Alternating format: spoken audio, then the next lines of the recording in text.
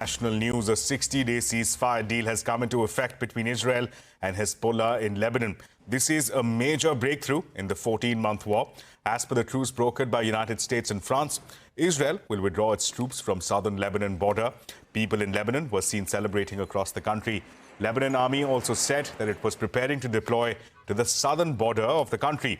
In a statement, the Lebanon army urged residents of border villages to delay returning home until the Israeli military withdraws completely. However, thousands of cars carrying displaced persons were seen heading towards the south. The Lebanese government said that the war has displaced more than 1.2 million people in the country. More than 3,800 people have been killed and over 15,800 people have been wounded in Israeli attacks in Lebanon since the war began last year.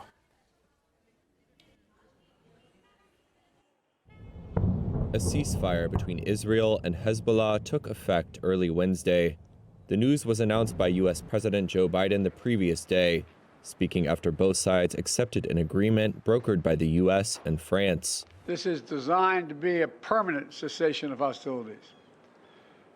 What is left of Hezbollah and other terrorist organizations will not be allowed, I emphasize, will not be allowed to threaten the security of Israel again. Biden spoke shortly after Israel's security cabinet approved the agreement in a 10-to-1 vote. He also said there would be a drawdown period of 60 days, where Israel would gradually withdraw its forces as Lebanon's army takes control of its territory near the border, which Biden said would ensure Hezbollah does not rebuild infrastructure there. Civilians on both sides will soon be able to safely return to their communities. Lebanon's foreign minister said earlier in the day that their army would have 5,000 troops deployed as Israeli forces withdrew. Netanyahu had also said in an earlier address that the ceasefire would allow Israel to focus on the threat from Iran, replenish depleted arms supplies, and give the army a rest. Tonight I introduced to the cabinet a ceasefire proposal for Lebanon. The duration of the ceasefire depends on what happens in Lebanon. In full coordination with the United States, we retain complete military freedom of action. Should Hezbollah violate the agreement or attempt to rearm, we will strike decisively. If it tries to rebuild its fortifications along the border, we will strike. If it launches a rocket, digs a tunnel, brings in a truck with missiles, we will strike.